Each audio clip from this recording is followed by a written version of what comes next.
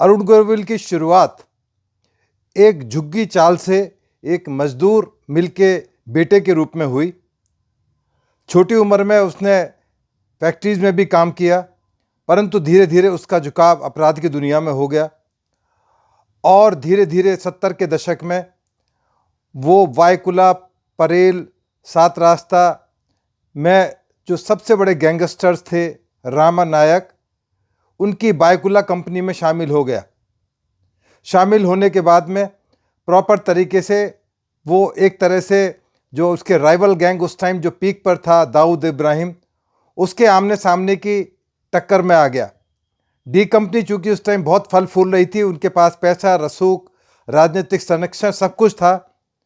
इसी क्रम के अंदर 97 में उसने अखिल भारतीय सेना का गठन किया, चूँकि वो जानता था कि राजनीतिक संरक्षण मिलने के बाद में उसका गैंग और तेज़ी से पनप सकता है।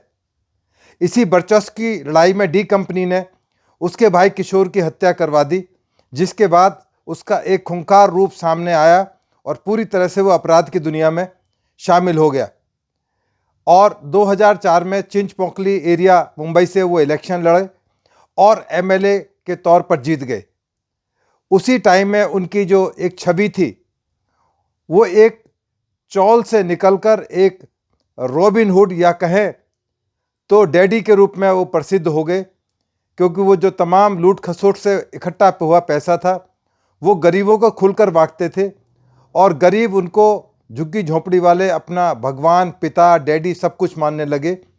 इवन जो फिल्म इंडस्ट्री में भी उनके ऊपर छोटी छोटी कहानियाँ, फिल्में, सीरियल बनने लगे। 2008 में शिवसेना के नेता कमलाकर जाम संदेकर की हत्या में उनका नाम आया। पुलिस और इन्वेस्टिगेटिंग एजेंसीज को बहुत बड़ा चैलेंज था कि उनके खिलाफ कौन गवाही देगा, सबूत कैसे इकट्ठे किए जाएंगे, क्योंकि उनका वर्चस्व न केवल राजनीति में हो चुका था बल्कि अपराध की दुनिया में एक तरह से मुंबई के अंदर या महाराष्ट्र के अंदर कहें वो नंबर 1 के अंदर थे। 2012 में मुकदमा चलते चलते वो तमाम सबूत प्रोसिक्यूशन और पुलिस ने सामने रखे अदालत के और उसको आजीवन कारावास हो गई और एक तरह से अरुण गावली का जो साम्राज्य या गैंगस्टर्स के रूप में था वो लगभग समाप्त हो गया। अब सबसे बड़ा सवाल यही उठ रहा है कि जो सुप्रीम कोर्ट ने उनकी उम्र देखते हुए और उनकी 17 साल की लंबी सज़ा को देखते हुए उनको जो बेल दी है, क्या उस बेल पर आने के बाद में क्या वो उसी लाइन पर चलेंगे, क्या वो राजनीति ज्वाइन करेंगे, क्योंकि वो एक तरह से आदर्श बन चुके हैं। जिस तरह से गोल्डी बरार और लॉरेंस बिश्नोई को आज का अरुण गवली कहा जाता है, वो भी उसी तरह से वर्चस्व बनाना चाहते हैं। वो भी अपनी जो छवि है रॉबिन हुड के रूप में रखना चाहते हैं, देशभक्त के रूप में रखना चाहते हैं।